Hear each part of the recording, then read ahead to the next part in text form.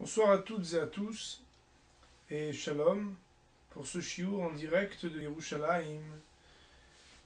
Les événements, comme vous le savez, en cette période de guerre pour le peuple juif impliquent que nous évoquions un sujet qui touche à ce qui nous permet d'avoir les garanties d'une victoire et d'une siyata d'Ishmaya, d'une aide du ciel dans ces moments difficiles. Nous dirons secours aux victimes de Tzahal, des soldats de l'armée israélienne qui sont tombés sur le front. Qu'Akadosh Baruch Hu permette à ces âmes de rejoindre le plus haut niveau de la présence divine, de la Shekhinah, et qu'ils intercèdent auprès d'Akadosh Baruch Hu, auprès de Dieu, pour demander la paix ici-bas, et que B'ez Hashem, nos oppresseurs puissent changer leur position et perdre leur position, c'est-à-dire qu'on puisse progresser et en finir avec les agressions et les menaces contre le peuple juif. Le sujet qu'on a choisi de traiter, on l'a intitulé « La force d'Israël, l'unité ». Alors, c'est un sujet très large, n'est-ce pas? Puisque ce sujet de la Hardout, il est très connu, et pourtant nous allons essayer d'avoir une réflexion. Comme on le sait, le peuple juif, dans son histoire, n'a pu accéder aux grandes choses, aux plus grands moments de son histoire, que grâce à l'unité. Il est marqué par exemple que pour recevoir la Torah, Vayihan Sham, le verbe qui parle du peuple juif lorsqu'il campe au pied de la montagne, est conjugué au singulier. Nos sages le font remarquer, Keish Echad Belev Echad. Cela veut dire, c'est lorsque le peuple juif est réuni comme un seul homme d'un seul cœur. Et de là, nos sages vont apprendre que l'unité, c'est ce qui avait permis jadis de recevoir la Torah au pied du mont Sinaï. Et bien entendu, c'est une garantie de pouvoir recevoir à nouveau la Torah au quotidien, c'est-à-dire que dans l'étude même de la Torah, il faut une unité dans le peuple. Première constatation, lorsqu'on reçoit la Torah, c'est-à-dire la révélation du Sinaï, n'a pu avoir lieu que lorsque nous avons pu se rassembler pour être Keish Echad Belev Echad, cela veut dire être unis tous ensemble, comme un seul homme d'un seul cœur. Il existe, à d'autres moments de l'histoire du peuple juif, des étapes, des épisodes qui, marqués justement par l'unité du peuple, a pu permettre d'accéder à des choses extraordinaires. Nous allons essayer de citer plusieurs points ensemble.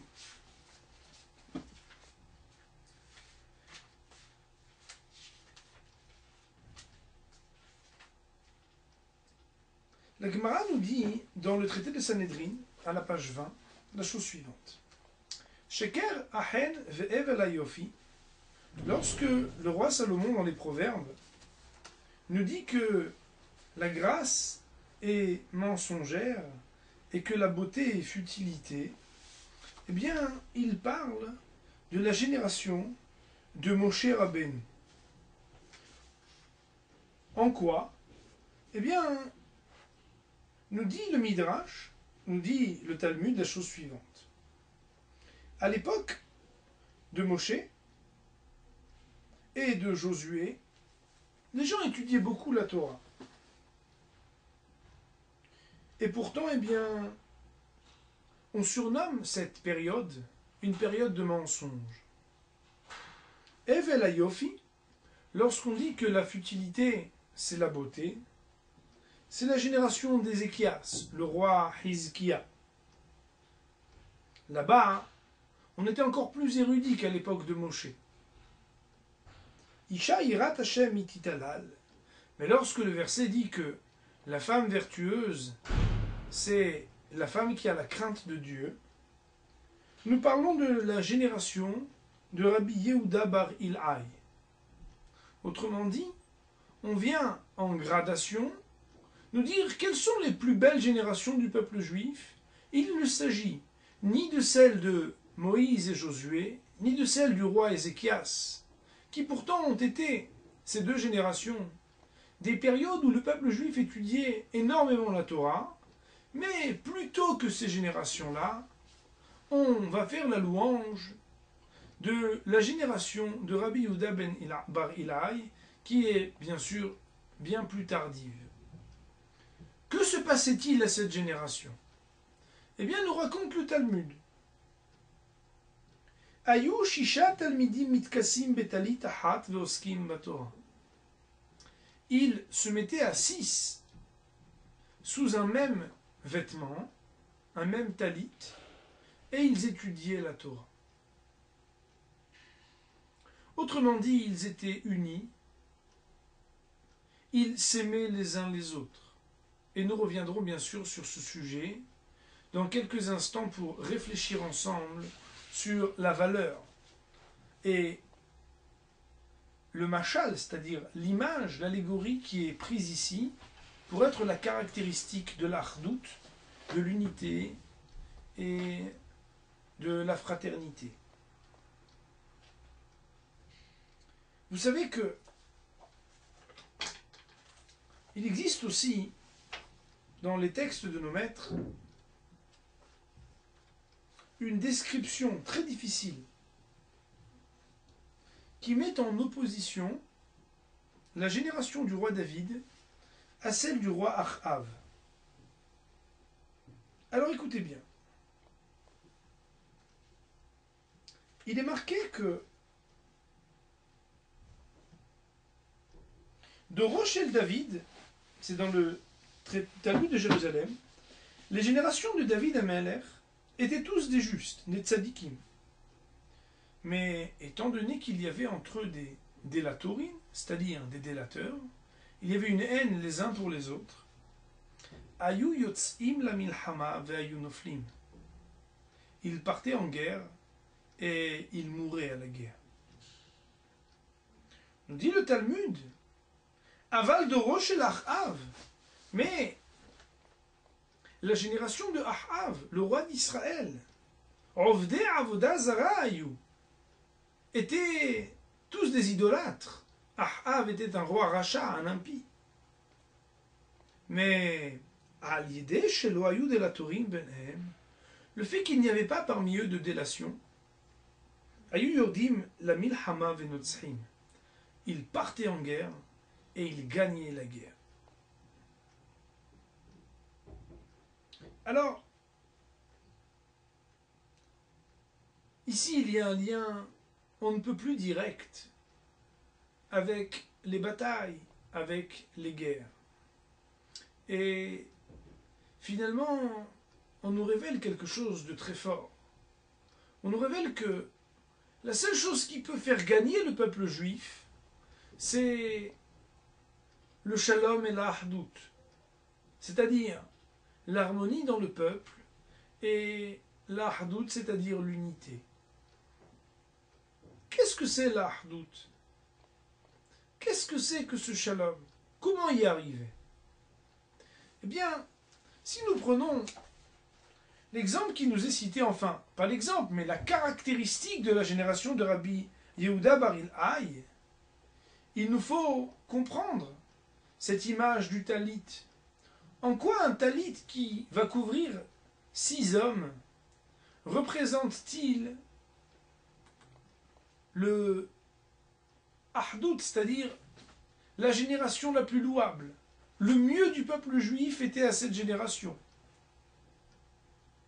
Le Rav Chaim Shmulevitz, que nous avions cité déjà la semaine dernière, nous dit, mais en plus, il est impossible de se couvrir à 6 avec un seul et même talit. Alors, ça peut paraître tout à fait ridicule, n'est-ce pas? En quoi y a-t-il ici quelque chose de louable? De quoi parle-t-on? La réponse qui est donnée est extraordinaire. Avant de vous la livrer, je ferai remarquer ce que Rashi nous citait dans son commentaire sur la paracha à la Sidra de la semaine dernière. Lorsque l'on faisait le décompte des enfants de Yaakov, la Torah nous dit Shivaim Nefesh, 70 âmes. Rashi de nous dire, au nom du Midrash, que les enfants de Esav n'étaient qu'au nombre de 6. Et lorsqu'on dit Shesh, on décline en disant Nefashot, pour parler au pluriel, de la pluralité des enfants. Alors que, mystérieusement, lorsqu'on parle des 70 enfants de Yaakov, nous parlons de Shivaim, un pluriel pour le numéral, mais que l'on décline quand on parle des âmes, Nafesh au singulier. Comment? 70, ça n'est pas un singulier. Shivaim aurait dû donner Shivaim Nefashot. Pourquoi nous dire Shivaim Nefesh? Eh bien, il s'agit ici de nous révéler ce qui est une des caractéristiques du peuple juif. Le peuple juif, plus que toutes les nations du monde, porte au sein d'un même peuple des esprits, des opinions, les unes plus différentes des autres. Il n'y a aucun peuple qui peut avoir autant d'opinions et autant de personnalités si fortes et si différentes que dans le peuple juif. On le voit bien. Il existe même dans la halakha, même dans la foi juive, même dans la loi, des différences énormes. Et tout simplement, c'est par cet éparpillement du clan Israël parmi les nations, pendant toute la période de l'exil, que le peuple juif a puisé, a été influencé, tout en gardant ses us et coutumes, ses habitudes de la halakha, par ce qui faisait des accommodements, des adaptations au milieu dans lequel il était, des rites et des coutumes. Attention, le peuple juif, eh bien, comme on le sait, a gardé scrupuleusement toutes les lois, quel que soit l'endroit où il était. Mais malgré tout, il existe des divergences d'opinion, que ce soit pour les minhagim, les takanot, ou bien parfois sur des sujets de la halakha, qui font la différence entre, par exemple, les ashkenazim, les sfaradim et les thémanim, les yéménites. Aussi, le peuple juif, même dans le Talmud, l'on voit énumérer des opinions qui divergent, parfois, d'un extrême à l'autre. Et pourtant, eh bien, même lorsque le peuple juif, plus que toutes les autres nations du monde, s'appelle Shivaim, le chiffre le plus grand, puisque les nations elles-mêmes sont Shivaim ou Mot, eh bien, le peuple juif, à la différence des autres, va être Nefesh, une seule et même âme. D'ailleurs, nous le voyons bien, les téphilines de la tête portent 4 portions de Torah qui sont dans 4 compartiments différents. Dans chacun des petits boîtiers qui sont posés sur la tête, comme vous le savez, ils sont les uns contre les autres, mais dans chacun d'entre eux, il y a une toute petite paracha, un tout petit parchemin sur lequel est écrite une portion de Torah, une sidra. Pardon. Elles sont chacune dans un compartiment, et sur le bras, eh bien, elles sont aussi au nombre de 4.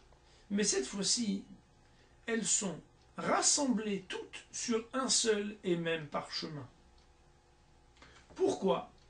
Eh bien, nos sages nous disent que si les opinions, c'est-à-dire sur le plan de l'esprit, sur le plan de la réflexion, autrement dit, les phylactères, les téphilines de la tête, peuvent donner des opinions différentes, des dévoilements, des perspectives différentes de la compréhension des choses, il n'en reste pas moins que dans l'application, c'est-à-dire sur le terrain, on est capable d'arriver à une seule et même application de la loi, même s'il y a parfois des toutes petites différences, mais dans les grandes lignes de la halakha, il y a toujours une opinion et parfois des humrod, des choses supplémentaires ou que l'on soustrait, mais qui viennent toujours régir à une seule et même opinion de la Gemara, du Talmud, ou bien des Rishonim, des sages du Moyen-Âge. Shivaim Nefesh, c'est la caractéristique du peuple juif. Comment est-ce qu'on arrive à cela? Eh bien, tout simplement,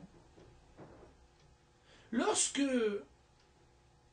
chacun essaye d'avoir un peu du talit pour se recouvrir, nous dit le Raphaël Shmulevitz, il arrivera que chacun tire de son côté pour avoir le talit et que finalement, eh bien, personne n'est recouvert de ce vêtement. Mais pour pouvoir être considéré comme recouvert, même 6 personnes sous un même vêtement, on est forcé d'entendre ici qu'il s'agissait d'une situation où chacun regardait autant que sa petite tête si son voisin était aussi couvert. Si bien que lorsque chacun essaye de faire la place à l'autre, lorsque chacun essaye de considérer la position de l'autre, il arrive le miracle du partage. Une situation où, même avec un seul talit, on peut se retrouver 6 recouverts par le même vêtement. Et on le sait bien, Moraï Verabotai, si c'est une réalité lorsqu'on se recouvre d'un vêtement, c'est aussi une réalité lorsqu'on porte une charge très lourde.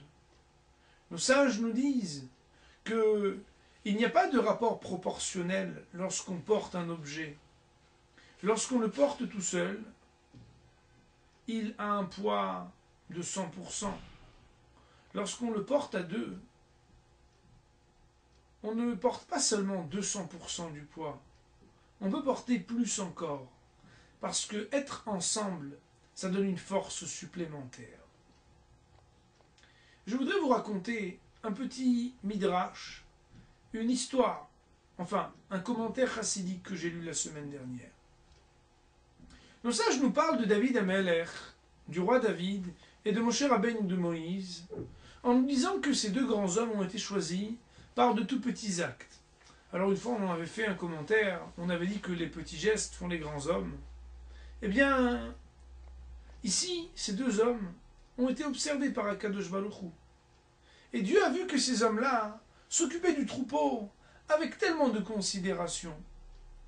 L'on raconte, pour la petite histoire, que David Amelech, eh bien, s'occupait de regarder quelle était la qualité de l'herbe qui devait être mangée par les bêtes, afin que les plus jeunes, les adultes et les vieilles bêtes, chacun puisse avoir l'herbe qui convienne à son âge, que chacun puisse avoir à manger et que les uns ne prennent pas la place des autres. Lorsqu'Akadosh Baruch Hu vit cela, il lui dit, si c'est ainsi que tu t'occupes de ce troupeau, j'aimerais que tu deviennes le berger de mon troupeau, le peuple juif, que tu deviennes le roi d'Israël. Bien plus tôt, on le sait, un autre homme avait été choisi aussi, parce qu'il était un bon berger. Il s'agit de Moshe Rabbeinu, Moïse. Et à propos de Moshe, nous dira la paracha dans 2 semaines, où Moshe aya ro'eh, Moshe était un berger. Rachid citait un midrash, qui nous dit que lorsque un agneau s'est garé, Moshe Rabbeinu a été le chercher et l'a porté sur ses épaules. Alors la vraie histoire, c'est que Moshe Rabbeinu a véritablement couru derrière une bête. Et lorsqu'il n'en pouvait plus de courir derrière cette bête qui s'égarait, il allait presque laisser tomber quand cette bête s'est trouvée devant un cours d'eau. Elle s'est penchée pour boire. Et là, Moshe Rabbeinu nous raconte le Midrash, lui dit, quoi, c'est parce que tu avais soif que tu as couru? Viens donc sur mes épaules. Tu dois être fatigué, c'est bien ça. Il la porte et la ramène au troupeau. Alors la question d'un commentaire chassidique est de dire la chose suivante. On loue Moshe Rabbeinu parce qu'il allait rapporter une bête qui s'était égarée, mais qu'en est-il des autres bêtes? Il abandonne le troupeau tout entier pour s'occuper d'une seule bête? Mais ça ne peut pas être une qualité, ça. Délaisser le groupe tout entier pour un individu, un agneau qui s'en va. Comment comprendre? Écoutez bien Moraï Verabotaï, le commentaire. Le commentaire qui est le suivant, qui nous révèle quelque chose de tellement important. Nous disent, Hachamim, nos sages, lorsque le peuple est réuni, il n'a pas de crainte à avoir, car l'unité qui fait se rassembler toutes ces bêtes ensemble va les protéger. Lorsque cet agneau, lui, s'égare tout seul, c'est lui qui est en danger, et écoutez bien, c'est par lui que peut venir le danger pour le groupe tout entier. Il y a donc ici deux points à comprendre. Le premier, c'est de se dire qu'il y a quelque chose lorsqu'on est seul qui fait défaut. Et deuxièmement, eh bien, le fait de s'égarer fragilise le peuple, le groupe, le troupeau tout entier. Comment? Bien tout simplement, lorsqu'on sait que Akadosh Baruch Hu a choisi ensuite ce berger pour être le berger du peuple juif, on comprend très bien que ce qu'il était capable de faire et que ce qui était une réalité pour un troupeau n'en reste pas moins une réalité pour le peuple juif. Et que le fait qu'une bête s'égare, le fait qu'un agneau se retrouve tout seul, c'est le danger, tout d'abord pour lui et ensuite pour le peuple. Pour lui, pourquoi? Eh bien tout simplement, l'isolement, la solitude, disons-le, la discorde qui fait l'écran entre les groupes et qui fait qu'on ne soit pas réunis, c'est ce qui met en danger chacun de ceux qui sont seuls. Nous avions déjà parlé de l'interdit de l'otit godedou, l'otarasu, agudot, agudot. Nous avons l'interdit de nous mettre des petits groupuscules chacun de notre côté. Il faut être capable de se rassembler, mais aussi, écoutez bien, lorsque quelqu'un se met de côté, il fragilise le peuple tout entier. Pourquoi? Eh bien tout simplement, cela ressemble un peu à ce que le Talmud nous dit dans le traité de Sota. Le peuple juif mène un combat qui ne se veut jamais uniquement matériel et physique, mais bel et bien spirituel. Nous nous battons pour des valeurs, pour la vie, pour la paix, pour l'application des mitzvot, pour la légitimité sur notre terre d'Israël. Il nous faut être solidaires et unis, tous ensemble. Parce que lorsqu'on mène un combat, eh bien, nous disent nos sages, dans le traité de Sota, la première fragilité d'un groupe, c'est lorsque même un seul homme s'enfuit. Un homme qui se met de côté, c'est finalement révéler que, ici, on peut s'arrêter. On peut laisser tomber. On peut dire, bon allez, ça y est maintenant. On a peur, c'est dangereux, laissez-nous. Il faut savoir que lorsque Moshe Rabbeinu va ramener cet agneau, va ramener cette bête, eh bien, il ne le fait pas que pour elle. Il le fait pour le peuple tout entier. Nous, on a toujours l'impression que l'unité, c'est quoi? C'est 1 plus 1 plus 1 plus 1 plus 1. Enfin, l'unité, c'est d'être 600 000 âmes réunies. Il ne faut pas se tromper. Le klal Israël, ça n'est pas tant le fait que chacun s'ajoute aux autres. Mais le klal Israël, c'est lorsqu'il n'y a plus les autres. Le klal Israël, c'est lorsque l'unité fait que on peut se regarder comme étant un peuple et rien d'autre. L'individu, bien sûr, sur le plan personnel, a ses qualités, a ses facultés, mais lorsqu'il faut agir, c'est le peuple tout entier qui doit agir.